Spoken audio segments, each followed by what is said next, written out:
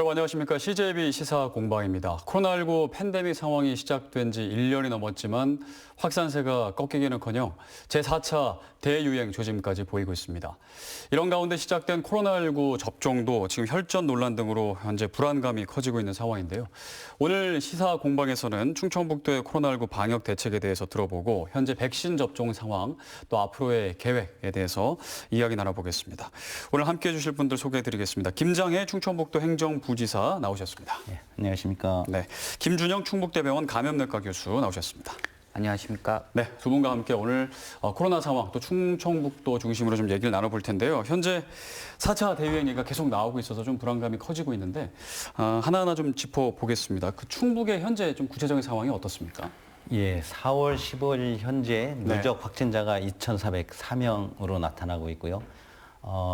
현재 일 평균 확진자가 20명에서 30명 가까이 발생하고 있는 상황입니다. 그리고 이러한 발생이 다양한 감염원으로부터 발생을 하고 있고 또 감염원을 모르는 그런 감염 사례가 많이 있습니다. 그리고 감염 재생산 지수라고 하는 그 지수를 보더라도 저희 충청북도가 1.26 정도에 이렇게 해당이 돼서 저희 도로서도 4차 대유행에 이렇게 진입하는 단계가 아닌가 상당히 걱정을 하고 있는 그렇게 상황입니다. 판단하고 계시군요. 예. 지금 수도권을 제외하고는 충북이 다른 지역에 비해서는 좀 심각한 편인가요? 어떻습니까? 비수도권 중에 아주 심각하진 않지만 네. 이제 여러 시도 중에 네. 상당히 이렇게 많이 나오는 최근에 많이 발생을 하는 그런 도에 해당이 된다고 볼 수가 있습니다. 네, 그럼 지금 이제 수도권 여러 전문가들이 지금 전체적인 상황이 700명대 계속 그렇게 나오고 있고 700명대가 나오고 있어서 지금 4차 대유행 직전에 왔다 이런 얘기가 나오고 있는데 지금 전체적인 상황은 그럼 어떻게 지금 평가하고 계신지? 네. 전국적으로는 저희가 3월까지는 400명 정도의 이제 그 확진자가 발생을 했는데 네. 최근 4월 들어서 500~600명의 이제 확진자가 발생을 하고 있고 최근에는 700명에 이렇게 달하는 확진자가 발생을 하고 있습니다. 그리고 전국적인 차원에서도 감염 재생산 지수라고 하는 그 지수가 1.1 정도로 이렇게 돼서 한 명이 추가로 감염시키는 것이 줄어드는 것이 아니고 네. 증가하고 있는 이런 상황으로 보고 있고 정부 차원에서도 4차 대유행의 그 기로에 서 있다 이렇게 판단을 하고 있습니다. 현재 이제 불안한 상황이다. 그렇습니다. 그렇게 보고 계시군요. 예. 교수님은 또 이제 의료진 입장에서 어떻게 보고 계신지도 궁금하네요. 저희도 이제 비슷하게 이제 일반적으로 최근에 들어서 이제 발생하던 환자 수에 비해서 최근 들어서 이제 환자 수가 계속 증가해 가고 있기 때문에 이러한 패턴으로 3차 유행 때도 이렇게 점차 증가하다가 또 유행이 됐기 때문에 지금이 4차 발생의 중요한 기로라고 생각을 하고 있습니다. 네, 그러면 지금 4차 대유행이 올 수도 있고 안 올 수도 있나요? 아니면 어떻게 보세요? 이거 거의 오기 직전의 분위기다 이렇게 보시는 건가요? 이제 그런 예측은 굉장히 어려운 거라고 할 수 있는데 네네. 지금 상태에서 이제 얼마나 또 방역을 잘 하느냐 이게 지금 굉장히 중요한 기로라고 할 수 있어서 이게 방역이 어떻게 진행이 되느냐가 좀 이제 4차 유행이 올 것인가 아니면 다시 줄어들 것인가에 대한 좀 중요한 기로 같습니다. 네. 일단은 지금 현재 직접 그 현장에서 치료를 하고 계시기 때문에 지금 환자가 늘고 있다. 이렇게 좀 피부로 느끼고 계시고 있는 것 같고요. 근데 현재 그럼 어떻습니까? 현재는 지금 병상이 부족하진 않죠. 현재로서는 저희 충북 상황은 병상이 부족한 상황은 아닙니다. 네네. 예를 들면 저희가 이제 청주의료원이나 충주의료원 그리고 충북대병원 그다음에 이제 베스티안 병원에 이제 병상을 이제 확보하고 있는데 네. 아직은 저희가 422병상 중에 한 164병상을 사용하고 있어서 네. 충분한 여력은 있고 현재 우리 도내 이제 그 병원 병상은 우리 도민뿐만이 아니고 네. 타 시도에서도 이렇게 이제 치료를 받고 있는 상황입니다. 그래서 현재로서는 여력은 충분하다고 그렇게 판단하고 아직까지 있습니다. 여력은 있는데 만약에 이제 4차 대유행을 또 준비하지 아니할 수가 없으니까 한 번에 확 또 폭발적으로 확진자가 증가하면 그거에 대한 대비할 수 있는 여력은 있나요? 어떻습니까? 예, 뭐 저희가 이제 병원도 있고 네네. 또 이제 경증 환자에 대해서는 그 치료센터도 저희가 이제 충분히 미리 확보를 해놓고 있고 네. 그래서 뭐 저희가 지난번 3차 대유행이라고 했던 시기에도 큰 문제 없이 저희가 이제 그 치료 병상을 확보를 하고 또 생활치료센터도 확보를 한 상황이어서 경험이 있어서 네. 그 문제는 저희가 충분히 대처가 가능한 그런 상황이라고 판단을 하고 있습니다. 지금 충분히 대처가 예. 가능하다. 근데 4차 대유행이라는 건 그 확진자가 일일 뭐 한 1,000명 정도 나오면 4차 대유행이다. 이렇게 판단을 하는 건가요? 어떻습니까? 거기에 대한 뭐 정확한 기준은 없지만 네. 대부분 이제 질병관리청에서 이러한 기준 이상으로 됐을 때는 4차 대유행으로 볼 수 있다 이렇게 좀 판단을 하시는 것 같습니다. 네, 그거는 뭐 정확한 몇 명이다 이렇게로 네. 보는 게 아니라 전체적인 상황을 보는군요. 네. 네, 알겠습니다. 이제 아무래도 지금 가장 큰 관심이 뭐 4차 대유행 더 지금 확산이 번질 것이냐도 있지만 지금 백신 접종이 시작됐지 않았습니까? 백신 접종은 나는 또 언제 백신을 맞게 될 것인지 또 부작용은 지금 뭐 없는 건지 이런 어떤 불안감이 있어서 그 이야기를 조금 제가 드려볼 텐데 지금 현재 아스트라제네카 백신을 이제 접종받고 있고 화이자 백신도 일부에서 지금 받고 있고요. 근데 이제 아스트라제네카 백신이 이제 부작용 때문에 논란이 됐고 다시 지금 재개가 된 상황입니다. 일단 현재의 충북의 백신 접종 상황에 대해서 조금 일단 정리를 좀 할 필요가 있을 것 같아요. 예, 저희 그 충청북도에서는 현재 그 아스트라제네카가 한 2만 명분 그리고 화이자가 한 1만 7천 명분을 지금 확보해 놓은 이렇게 상태가 있고요. 그래서 총 한 38만 명분을 이렇게 확보된 상태에 있고 네. 6월 말까지 34만 한 7천 명분을 이렇게 배정받을 그런 계획으로 있습니다. 네. 그럼 현재는 몇 명 정도가 저희가 접종 1분기에 대상자 한 2만 5천 700명 중에 현재 2만 3,100여 명이 지금 접종을 마쳤고요. 네. 또 2분기에 4월 15일 현재 2만 7천 명 정도가 지금 접종을 한 상태입니다. 이거는 네. 1차 접종을 말합니다. 이분들은 이제 우선 뭐 접종 대상자, 이제 그렇습니다. 예를 들면 뭐 요양시설이나 예. 거기 종사자 분들이 이제 우선으로 이제 맞는 거고, 그럼 이제 일반 시민분들께서는 나는 대체 언제 맞는 거야? 예. 궁금해하실 것 같은데요. 일반 시민분들은 언제쯤 이렇게 맞을 수 있는 건가요? 저희가 이제 나머지 이제 우선 접종 대상 일반 시민들 중에 75세 이상 분들은 이미 시작이 된 거고요. 아, 일반 시민분들 중에서 그렇죠. 75세 이상은 고령자분들은, 이미 지금 맞고 있나요? 예, 예. 네. 그리고 나머지 이제 75세 미만 분들도 2분기, 3분기에 이제 시작을 하게 되고 2분기에 시작을 하게 되고 네. 나머지 그 일반 그 국민들에 대해서는 3분기에 주로 집중이 돼 있습니다. 3분기라면 9월을 예. 그죠? 예. 네. 그래서 이제 9월까지 7월부터 9월까지 네. 요 기간 중에 대부분 일반 국민들께서는 이제 맞으시는 거로 그렇게 이제 정부 계획에 그렇게 돼 있습니다. 그러니까 일반 시민들은 한 7월부터 9월 사이에 이제 맞겠구나. 그렇게 이제 마음의 준비를 하고 있으면 되겠군요. 근데 현재 뭐 나오는 얘기를 들어보면 뭐 백신 수급 상황이 조금 뭐 불안정적이다, 불확실하다.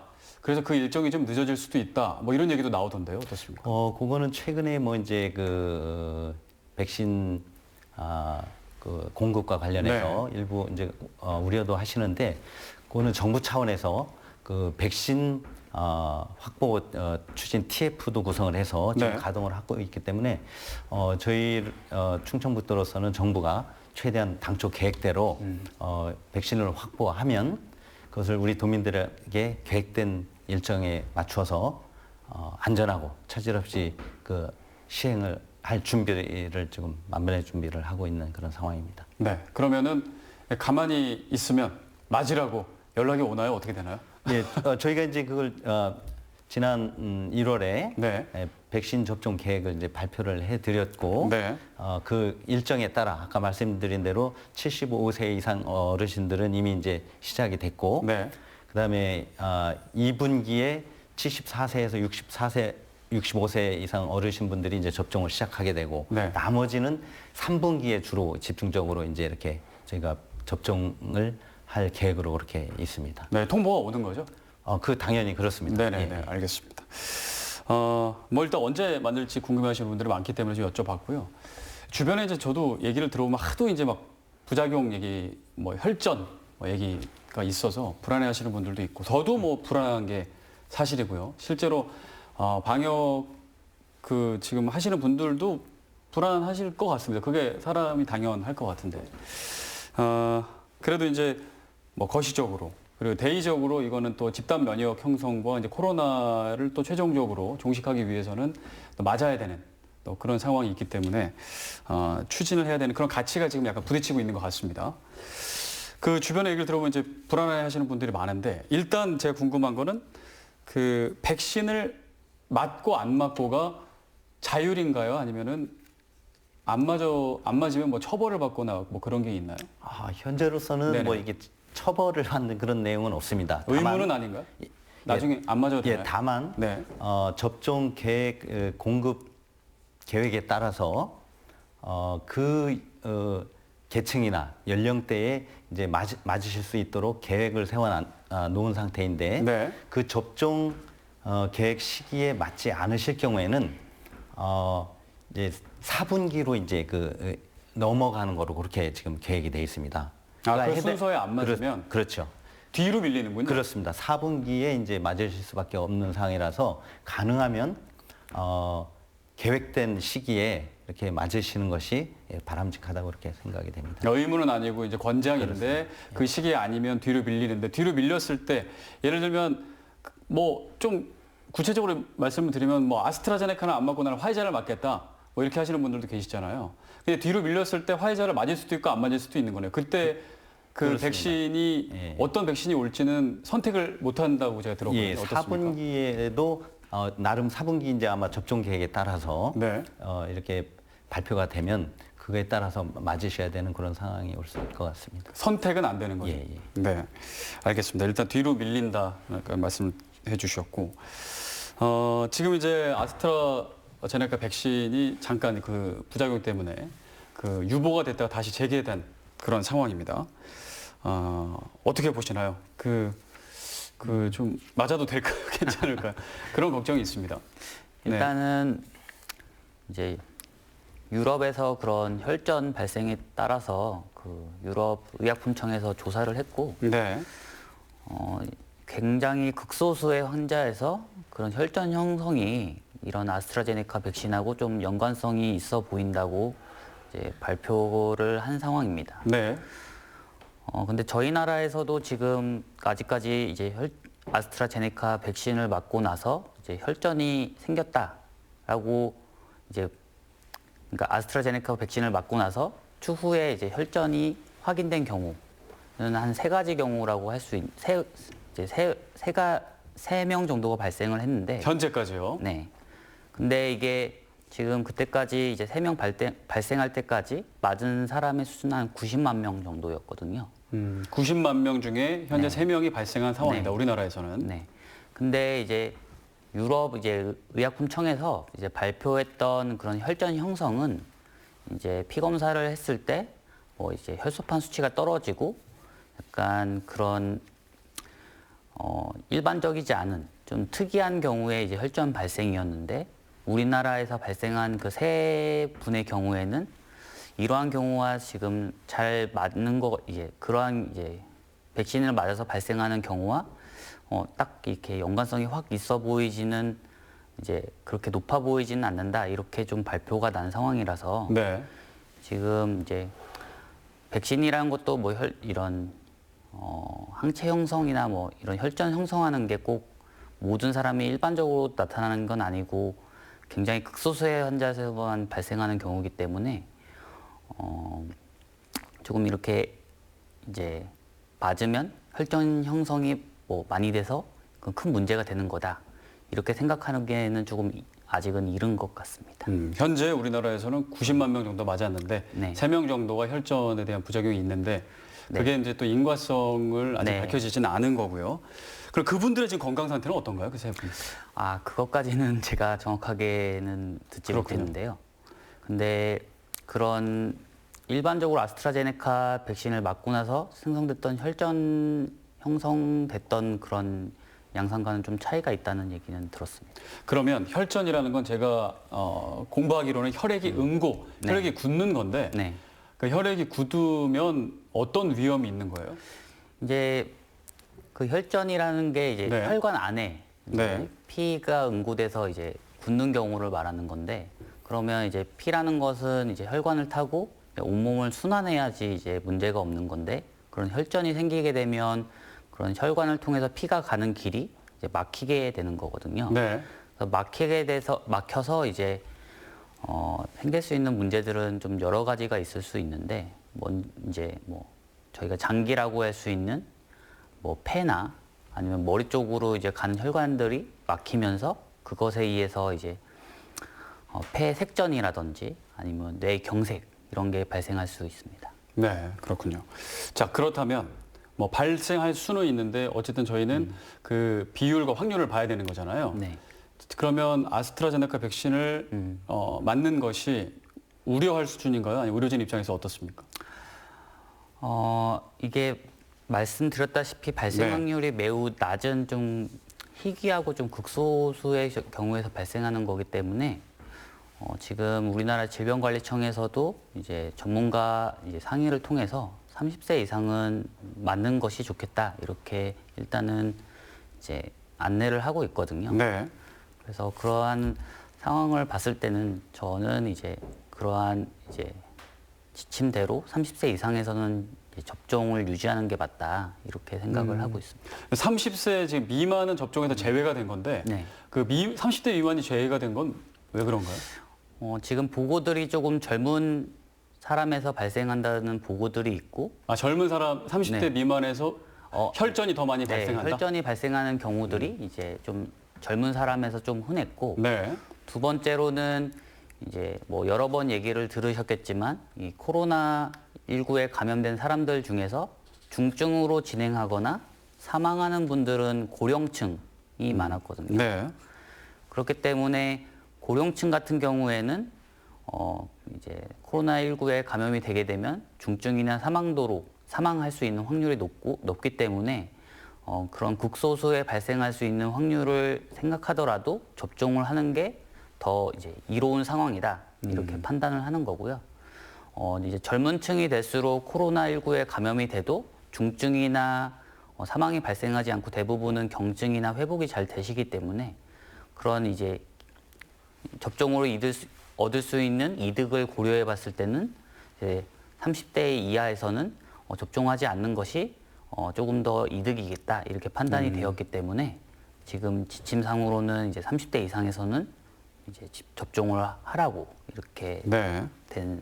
되고 있는 상황입니다. 근데 개인 건강 차원에서는 그 이해는 가는데 근데 어쨌든 많이 맞으면 맞을수록 집단 면역이 형성이 되는 거잖아요. 근데 30대 미만도 그 수가 꽤 될 텐데 아예 안 맞는 건 아니죠? 어떻게 되는 건가요? 우선은 현재로서는 이제 그 아스트라제네카 백신에 대한 이제 그런 이상 반응 또는 부작용에 관한 것이기 때문에 이것이 아스트라제네카가 아닌 네. 이제 다른 그 백신 예를 들면 노바백스라든지 네. 이제 다른 종류의 백신은 아직 이렇게 과학적인 근거가 나오지 않았기 때문에 다른 백신으로 대체를 해서 맞으면 특별한 문제는 없을 것으로 보여집니다. 30대 미만은 아예 안 맞는 것은 아니고 그렇습니다. 아스트라 백신이 아닌 다른 종류의 백신을 맞게 되는군요. 예, 네. 그렇게 할 계획으로 있습니다. 알겠습니다. 자, 지금 이제 현재 우리나라에서 맞고 있는 백신의 종류가 이제 아스트라제네카가 가장 많고 일부 이제 화이자가 있어서 제가 아스트라제네카 백신에 대해서 좀 얘기를 여쭤보는 건데 그 몸에 맞았을 때 이제 흔히 나타나는 그러니까 우려할 수준은 아닌 그런 반응들은 어떤 게 있나요? 일반적으로 이제 이 아스트라제네카 백신만 그런 건 아니고 네. 일반적인 예방 접종들도 이 접종을 받고 나서 가장 흔하게 이제 불편감을 호소하시는 것은 이제 접종 부위의 통증은 이제 굉장히 흔하게 이제 호소를 하시고요. 네. 그리고 이제 그다음으로 이제 흔한 걸로는 이제 미열이나 발열을 많이 호소하시고 전신적인 뭐 근육통이나 어떤 경우에는 관절통, 드물게는 뭐 구토를 호소하시는 경우도 있고, 드물게는 또 굉장히 드문 경우지만 맞은 부위에 이제 빨갛게 붓는 그런 발적 이런 것도 이제 호소를 하실 수가 있습니다. 네, 그거는 이제 흔히 좀 나타나는 증상들이고 네. 예를 들면 어떤 반응이 몸에서 이상 반응이 나타났는데 이 정도면은 병원을 가야겠구나. 뭐 그런 반응은 어떤 건가요? 일단은 심하지 않은 발열은 그냥 네. 이제 뭐 해열제나 이렇게 약국이나 아니면 뭐 편의점에서 이제 복용할 수 있는 이제 해열제를 복용하셔도 괜찮은데 네. 본인이 조금 내가 좀 참기 힘든 정도의 발열이다.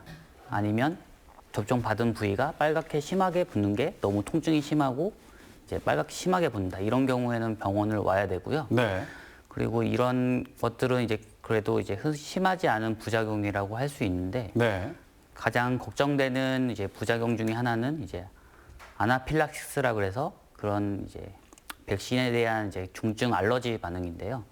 그런 것은 이제 대부분은 접종을 받고 나서 이제 30분 이내에 발생을 하게 되는데 약간 갑자기 입이나 목 안쪽에 붓는 느낌이 있다든지 네. 그런 느낌 때문에 숨쉬기가 너무 힘들다, 가슴이 답답하다, 어떤 분들은 이제 죽을 것 같은 느낌 이런 걸 호소하시기도 하는데 그런 증상이 있을 때는 이러한 증상은 조금 중증이고 응급인 상황이기 때문에 즉시 응급실이나 병원으로 가셔야 되고요. 그리고 대부분 이렇게 30분 이내에 발생하는 경우들이 많기 때문에 네. 접종을 하고 나서 이제 의료기관에서 30분 정도 이제 있고 이제 집으로 이제 귀가하시라고 대부분 안내를 하고 있습니다. 네. 하지만 이런 이제 아나필락시스 반응이 조금 뒤늦게 오는 경우들이 굉장히 드물게 있기 때문에 혹시 이제 귀가하셔더라도 그런 느낌이 있는 것 같다. 그때는 이제 급하게 병원으로 오셔야 되는 상황입니다. 자기가 맞은 그곳에 다시 가면 되는 건가요?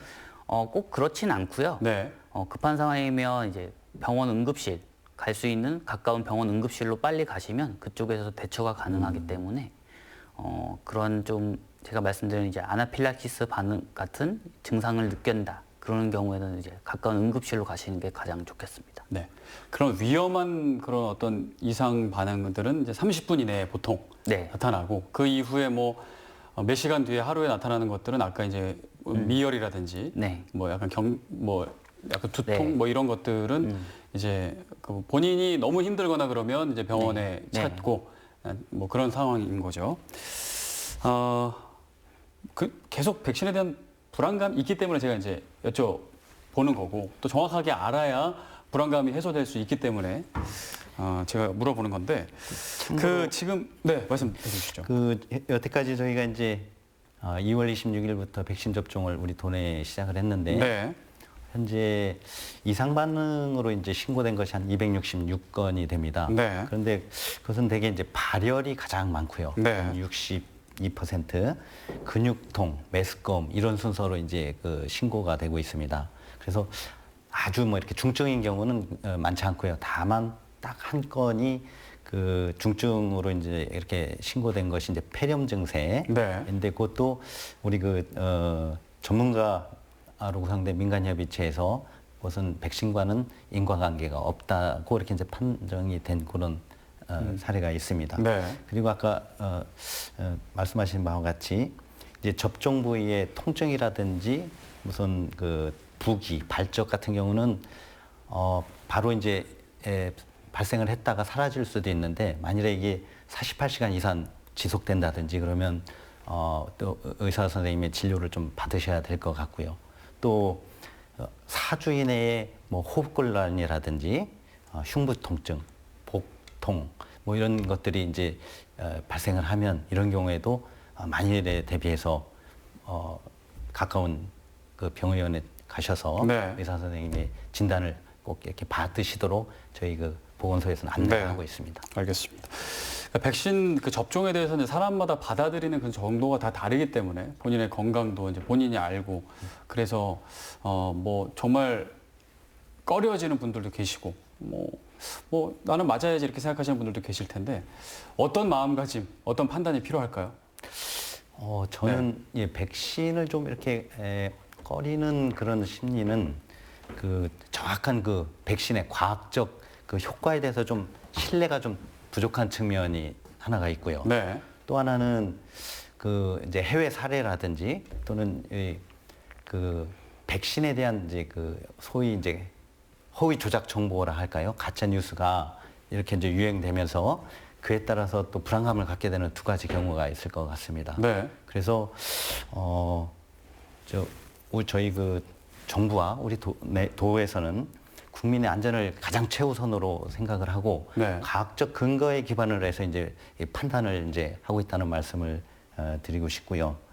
그리고 이 백신의 허가 심사 과정에서 네. 저희가 검증 자문단 그리고 중앙 약사심의회 심의 네. 그리고 최종 점검위원회의 그 자문을 3번씩이나 거쳐서 이제 최종 결정을 하고 있고요. 현재 1분기에 저희가 접종 결과 백신 효과를 이제 분석을 해보니까 네. 전체적으로는 그 아스트라제네카가 한 86% 효과가 있고, 그다음에 화이자는 92%. 네. 그리고 접종을 한 후에 2주가 지난 시점에서 그 효과를 이렇게 분석을 해보면 아스트라제네카가 한 92%, 네. 그다음에 화이자는 거의 100% 효과가 있는 것으로 이렇게 이제 과학적으로 이제 나타나고 있습니다. 네. 그리고 허위 정보에 대해서는 중앙정부 차원에서도 뭐 그것을 삭제 요청을 한다든지 또는 뭐 정정보도를 한다든지 다양한 노력을 하고 있고요. 저희 도 차원에서도 이제 경찰청의 사이버 관련 수사 부서하고 협조를 해서 그런 같은 노력을 이렇게 하고 있다는 말씀을 드립니다. 네. 그럼 백신을 기피하는 분위기가 이제 뭐 없을 수는 없는데 그거를 좀 줄이기 위해서 충청북도에서 좀 세우고 있는 대책이라든가 그런 게 있을까요? 저희는 이제 조금 전에 말씀드린 대로 이제 이거 과학적인 효과를 좀 이렇게 많이 정확히 알리고 또 이렇게 언론이나 또는 SNS를 통해서 꼭 안전을 위해서는 반드시 예방 접종이 필요하다는 걸 지속적으로 홍보를 하고 있는 그런 상황입니다. 네. 교수님도 한 말씀 해주시죠. 백신 접종에 대해서 어떤 좀 마음가짐, 판단을 내리면 좋을지. 이제 백신을 맞고 생길 수 있는 이제 부작용 때문에 네. 이제 불안감이 있으실 수 있는데요. 첫 번째로는 발생 확률이 이제 매우 낮다는 것을 한 번 더 기억해 주시면 좋을 것 같고요. 두 번째로는 이제 부지사님도 말씀을 해주셨는데 이런 혈전이 발생했을 때 이제 생기는 증상들이 대부분은 이제 여러 가지 증상들이 있을 수 있겠지만 두통이 너무 심하다. 뭐 내가 두통이 있어서 진통제를 먹었는데도 참을 수가 없을 정도의 심한 두통이다. 그리고 두통이 호전되지 않는다. 그리고 두 번째로는 뭐 배도 계속 아프다. 네. 지속적으로 계속 배가 아프다. 숨이 차다. 가슴이 답답하다. 그리고 발이나 다리 쪽이 붓는 것 같다. 한쪽만 붓는 것 같다. 그리고 뭐 주사 맞는 쪽으로 이제 멍이 들 수는 있는데 주사 맞지 않은 쪽 다른 부분이 갑자기 멍이 든다. 네. 이런 증상이 대부분은 이제 접종을 하고 나서 2주 이내에 2주 안에 이제 발생할 수가 있고 최대는 한 달까지도 생길 수 있다고 하는데 한 2주 정도 그 사이에 만약 그렇게 의심되는 증상이 생긴다. 그러면 이제 빨리 오셔가지고 진단을 받고 혹시나 치료가 필요한 상태면 치료를 받는다면 이게 뭐 중증이 되거나 뭐 후유증이 남지 않을 정도로 잘 회복이 될 수 있기 때문에 그런 걸 좀 유념해 주시고 이제 예방 접종을 받으시는 게 좋지 않을까 네. 그렇게 생각을 하고 있습니다. 알겠습니다. 자, 그럼 백신과 관련해서 제가 궁금한 거 좀 하나만 여쭤보고 다음 질문으로 넘어갈 텐데요. 그러니까 그 같은 몸이라도 피곤할 때가 있고 좀 스트레스가 좀 받고 네. 몸이 좀 많이 안 좋다라고 스스로 느낄 때가 있잖아요. 그때 맞는 것보다 스스로 생각하기에 좀 건강하고 좀 스트레스도 없고 피곤하지 않을 때 맞는 게 부작용이 좀 덜하나요? 어떻습니까?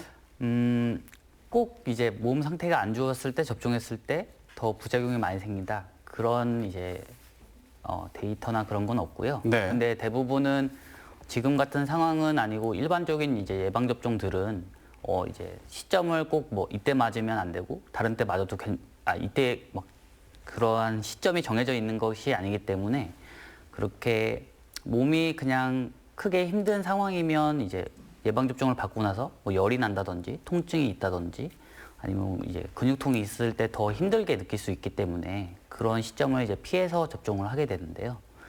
일반적으로 그렇게 좀 몸이 중증 이제 질환 상태가 아니라면 뭐 경증 질환 상태에서는 심지어 가벼운 뭐 감기 증상이 있는 상태에서도 일반적인 예방 접종은 그걸로 이제 그 상태에서 맞으면 안 된다 이렇게 하진 않고 있고요.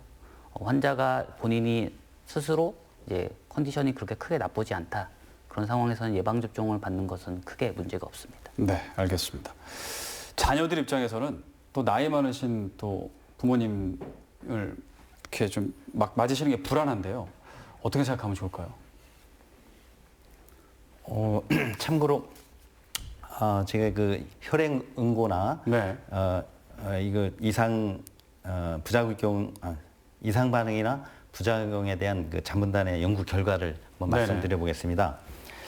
20대는 그 백신을 맞았을 때 이득이 혈전 행성이나 이 위험보다 10분의 3으로 급격 이렇게 매우 낮게 이렇게 그 발표가 됐고요. 네.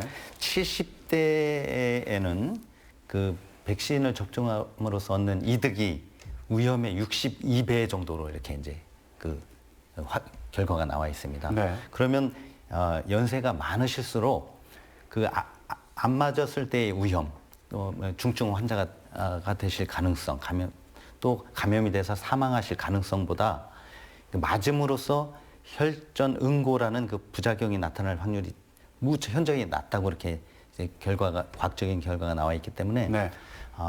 그 어르신들의 이제 자녀분들이나 주위에서 그 위험성에 대해서 이게 걱정하지 않으셔도 된다는 그런 말씀을 좀 적극 권유를 해드리면 좋을 것 같습니다. 네. 그리고 저희가 주로 이제 75세 이상 어르신분들은 그 마을의 이통장 분들을 통해서 네. 저희가 이제 접종 동의서도 받고 이렇게 노력을 하는데 이통장 분들께서 이제 그 동의서를 받으러 가실 때도 가능하면 이 예방 접종에 대한 그 과학적인 그 팩트를 좀 많이 알려드리도록 그렇게 좀 노력을 하고 있습니다. 네. 아무래도 이제 불안하다 보면 여러 정보들이 휩쓸리기 마련인데 과학적인 수치가 정확하게 있다면 그것들을 알리는 노력들인 도회나 그 지자체에서 좀 할 필요가 있을 것 같다는 생각이 듭니다. 적극적으로 해야겠네요. 홍보 활동을. 특히 자녀분들이 좀 이렇게 노력을 해주시는 것이 네. 어르신들의 그 걱정을 덜어드릴 수 있는 그런 알겠습니다. 방편일 것 같습니다. 네. 자, 충북에서도 지금 계속해서 확진자가 발생하고 있고 아까 조금 이제 불안한 상황이라고 말씀해 주셨는데 충북만에서 나타나는 좀 감염의 특징이랄까요? 그런 것들이 있나요? 저희만 나타나는 특징은 아니지만 네. 전국 다른 시도에서도 발생은 하지만 저희 충북에서 좀 최근에 많이 발생했던 이 사례들은 이미 아시겠지만 외국인 근로자를 중심으로 한 작업장에서의 그 집단 감염, 네. 그다음에 최근에 유흥시설에서의 그 집단 감염, 그리고 최근에 괴산을 중심으로 한 교회에서의 집단 감염 이런 것들이 예전에는 한번 그것이 집단 감염이 끝나면 어느 정도 안정화 단계가 이제 있었는데 네. 최근에는 한 집단 감염 사례가 발생하면 네. 다른 집단 감염 사례에서 바로 이게 좀 감염이 되는 집단 감염이 되는 그런 사례들이 지속되고 있다는 것이 상당히 우려스럽습니다. 그 왜 그런 걸까요?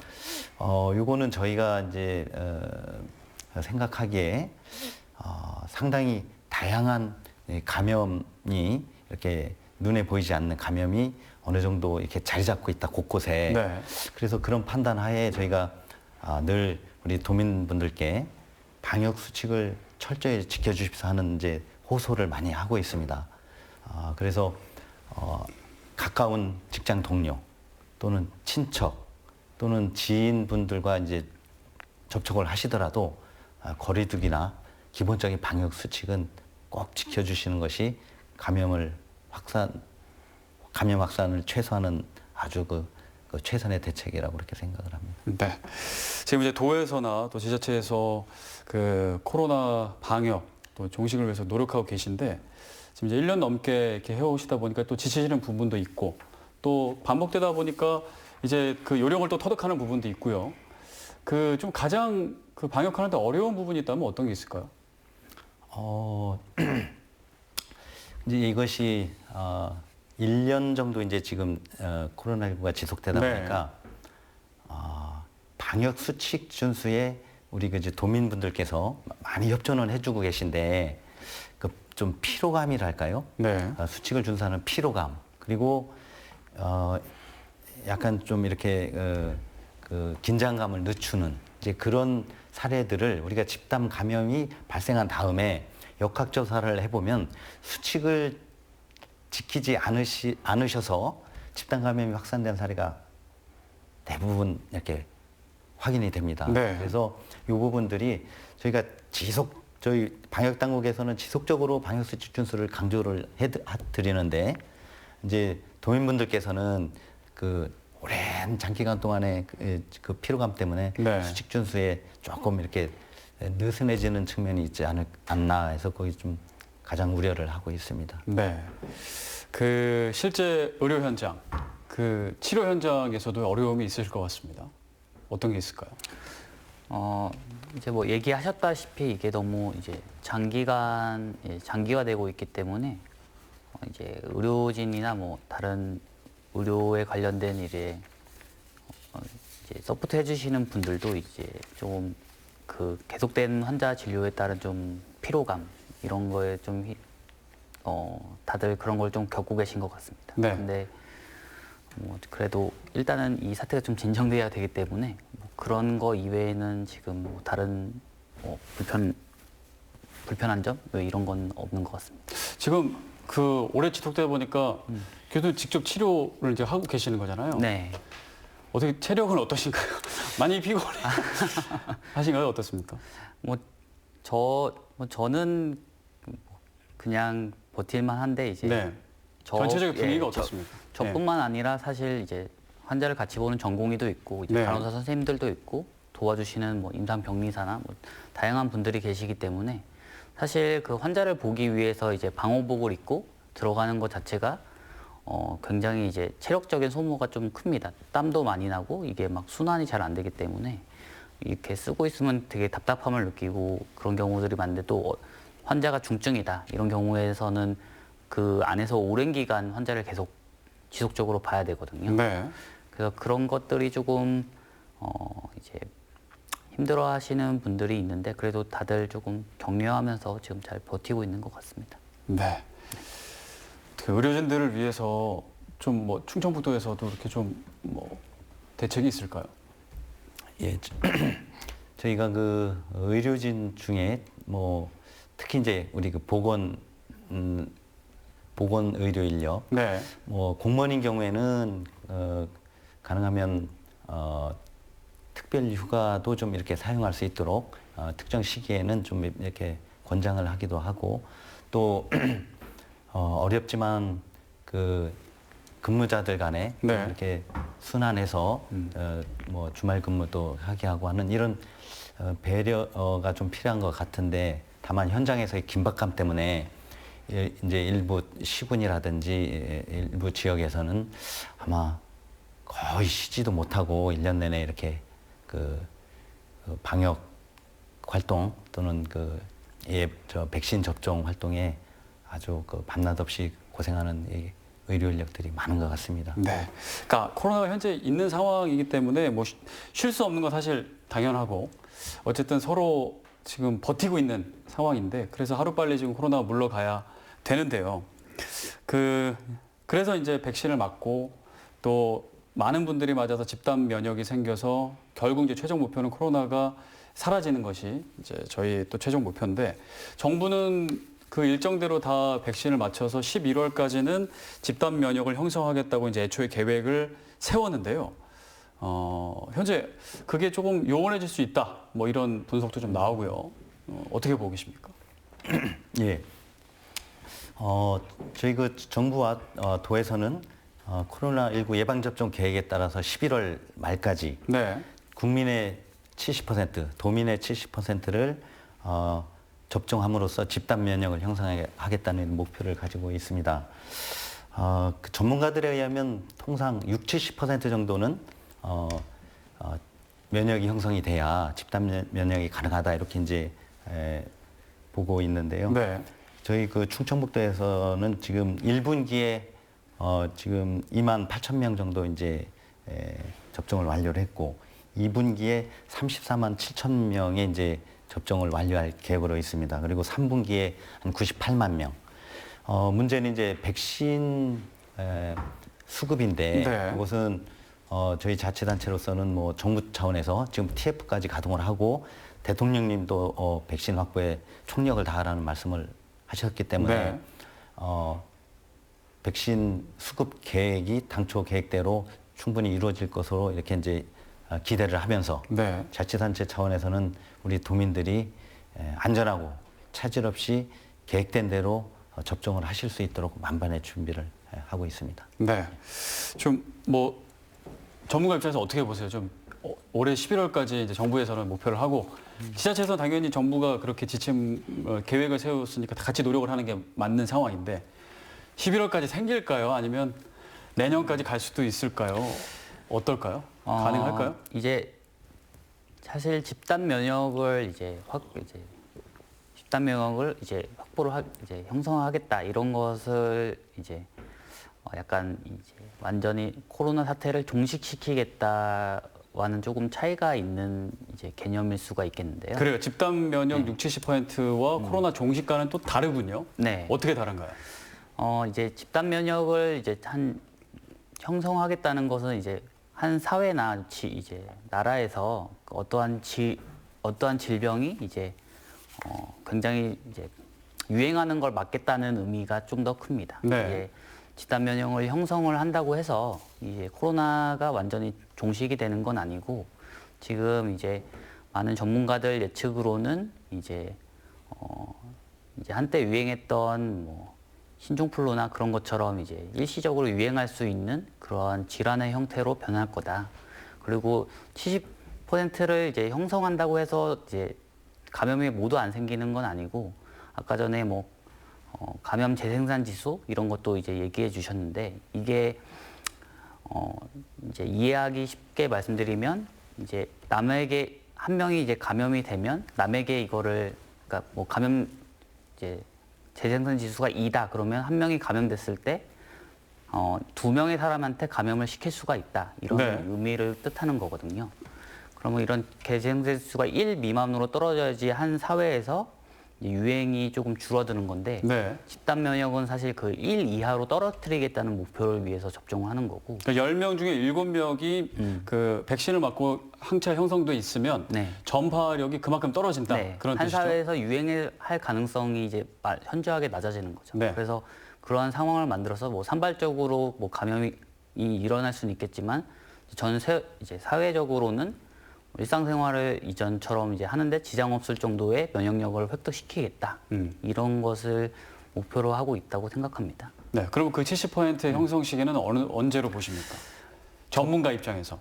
그거는 접종 계획에 달려 있다고 생각을 합니다. 사실 이제 예상 연구 치료는 70% 이상 이제 면역력을 획득을 해야 이제 집단 면역이 형성이 되는 거기 때문에 그 접종을 어느 정도 이제 스케줄에 따라서 이제 어느 정도 인구수를 맞추냐 이것에 따라서 이제 집단 면역이 형성되는 시점은 거기에 달려 있지 않나 그렇게 생각을 하고 있습니다. 그 말씀만으로 들어오면 집단 면역 형성은 이제 시기의 문제고 그 코로나의 종식, 코로나 아예 없어지는 거는 뭐 그런 상황은 안 오고 이제 계속 올 수 있다라는 거네요. 그죠?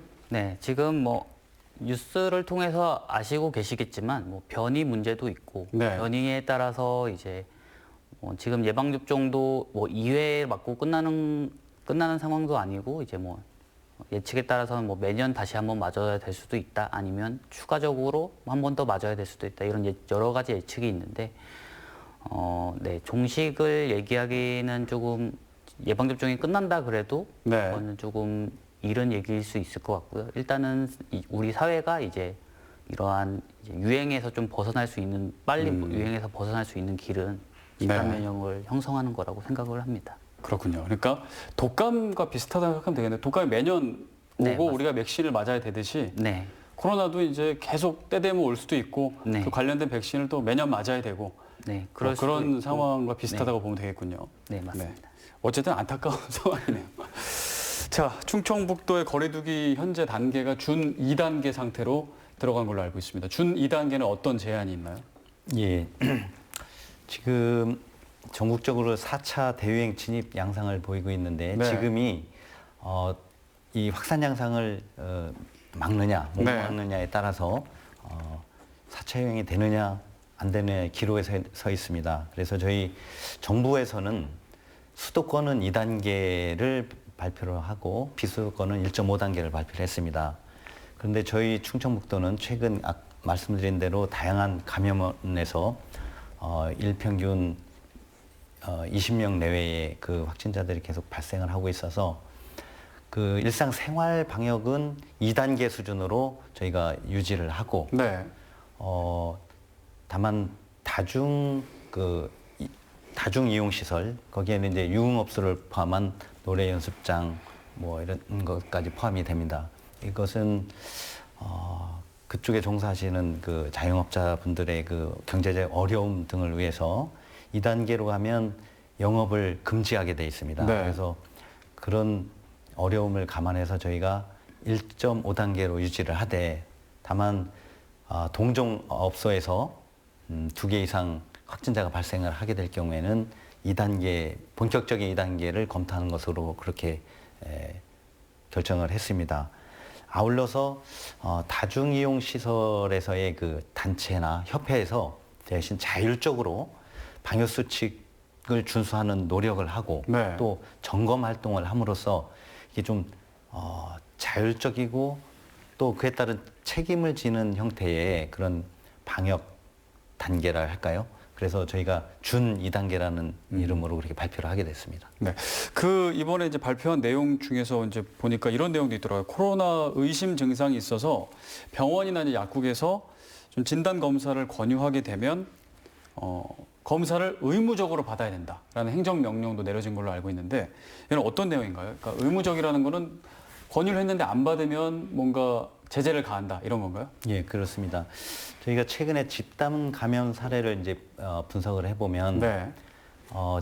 코로나19 의심 증상이 발생을 했는데 병의원 약국에 가서 감기약 처방만 받거나 감기약을 사고 여러 장소를 이동을 해서 접촉자가 다수 발생하는 사례가 있었습니다. 예를 들면 그 지난번에 유흥업소의 경우에도 그렇고 지난번 이제 그 핸드볼 팀 같은 경우에도 그런데 그래서 저희가 기존에도 도민 여러분께 그 의심 증상이 있으면 바로 보건소에 가서 PCR 검사를 받으실 네. 것을 이제 많이 요청을 드렸는데 도민 여러분들께서 오랜 기간 동안의 이 피로감이라든지 또는 이제 방역에 대한 좀 경계심이 좀 이렇게 느슨해지는 그런 시기가 있어서 이게 자칫 잘못하면 N차 감염으로 이제 집단 감염 확산이 될 우려가 있어서 저희가 이번에 병의원 약국 네. 그리고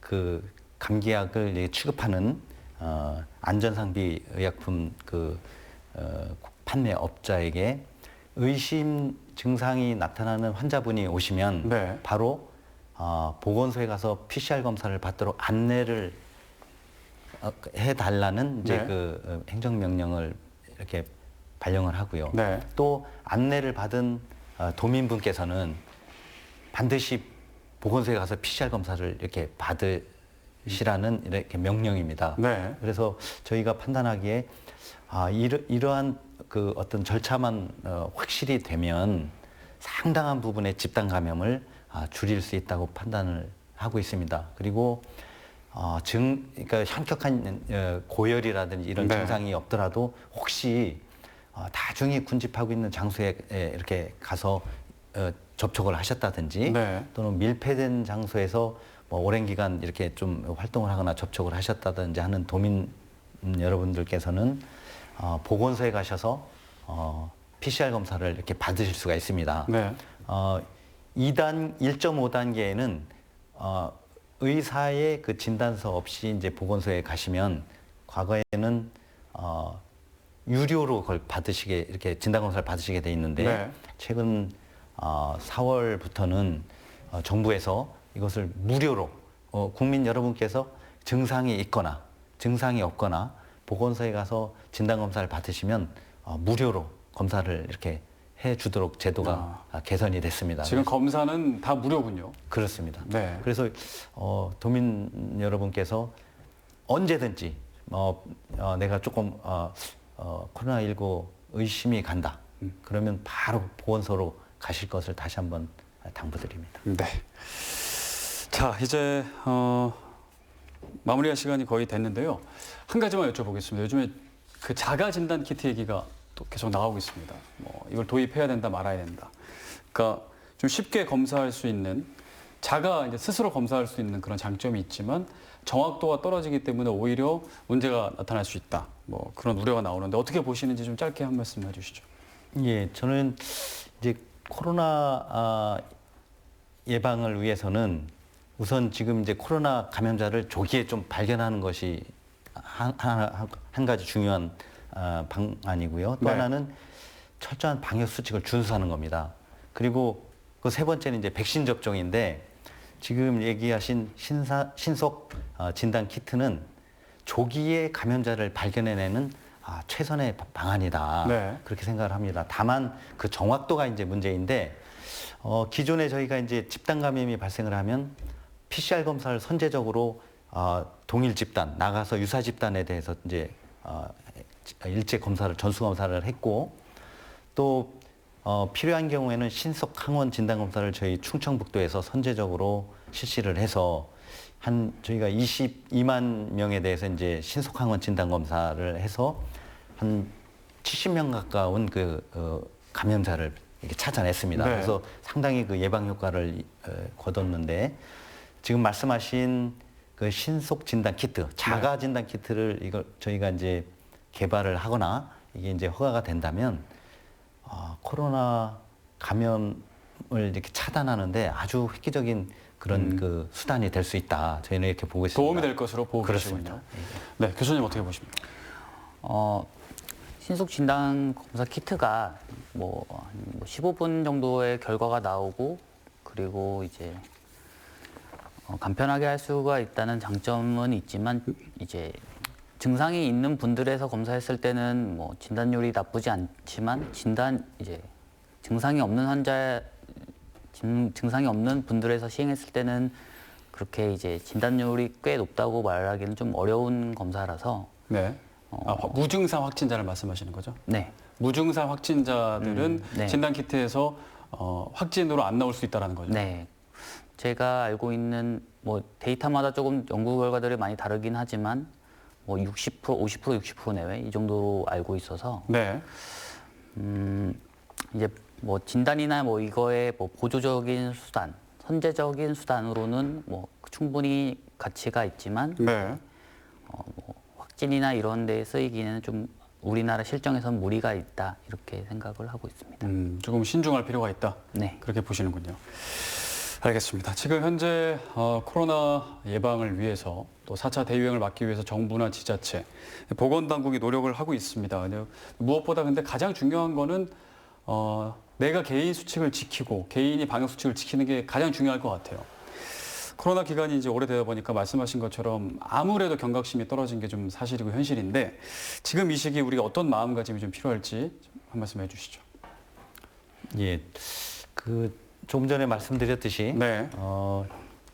그 도민 여러분께서는 증상이 있으시거나 아니면 혹시 내가 걸렸을지도 코로나19가 감염됐을 수도 있겠다고 생각이 되시면 바로 보건소로 가셔서 네. 진단 검사를 받으시고 또 그동안에 이제 많이 협조를 해주셔서 저희가 이제 코로나19를 관리하는 데 상당히 그래도 안정적으로 이제 관리를 해왔다고 생각을 하는데 앞으로도 우리 도민 여러분께서 방역 수칙, 기본 수칙, 특히 마스크 착용이라든지 손 씻기라든지 또 주기적인 환기나 소득이라든지 또 시설에서의 명부 작성이라든지 이런 것을 반드시 지켜주시는 것이 매우 중요합니다. 그리고 아울러서 그 백신 접종이 이제 코로나19를 종식시킨다는 개념에서 보면 가장 최종적인 수단이라고 생각을 합니다. 그래서 도민 여러분께서 백신을 맞을 그 시기 또는 계획에 해당이 되시면 네. 반드시 백신 접종에 참여를 해주셨으면 하는 당부를 드립니다. 네. 알겠습니다. 교수님도 도민 여러분들께. 예. 저도 뭐 비슷하게 항상 말씀드리는 거는 손 씻기가 굉장히 중요하다. 그 말씀을 다시 한번 강조해드리고 싶고요. 그리고 일단은 사회적 거리두기 지금 저희가 하고 있는 것을 잘 지켜주시는 게 중요하겠다. 이렇게 다시 한번 말씀드리고 싶습니다. 네. 그러니까 손 씻기가 중요하다는 건 저희 너무 많이 들었잖아요. 왜 중요한지 다시 한 번만 얘기해 주시죠. 네. 뭐 다시 한번 말씀드리자면 네. 이렇게 코로나 감염되신 분들이 뭐 얘기하거나 기침을 해서 비말이 튄 것을 뭐 책상 위나 아니면 뭐 문이라든지 뭐 그런데 이제 비말이 묻어 있는 것을 저희가 이렇게 손으로 이렇게 만지는 경우들이 많거든요. 네. 그 만진 상태에서 무의식적으로 저희는 생과계로 저희가 이제 무의식적으로 입이나 코를 만지는 경우가 많기 때문에 그런 방식을 통해서 이제 코로나가 감염이 됩니다. 그렇기 때문에 항상 뭐 어디 나가서 들어오실 때는 손을 닦는 것이 굉장히 중요하겠고 이 손을 닦는 것이 뭐 이제 코로나뿐만 아니라 다른 이제 호흡기 바이러스 또 이런 전염병 예방에 무조건 이제 중요한 포인트이기 때문에 이 코로나19에서도 이 손 씻기가 매우 중요하다. 이렇게 다시 한번 설명드릴 수 있겠습니다. 네. 알겠습니다. 코로나 종식을 위해서 조금 더 애를 써 주셔야 될 것 같고요. 우리 모두 관심이 계속 필요할 것 같습니다. 오늘 여기까지 이야기 나눠보겠습니다. 김장혜 충청북도 행정부지사, 김준영 충북대병원 감염내과 교수였습니다. 오늘 좋은 말씀 감사합니다. 수고하셨습니다. 네, CJB 시사 공방이었습니다. 함께해 주신 여러분 고맙습니다.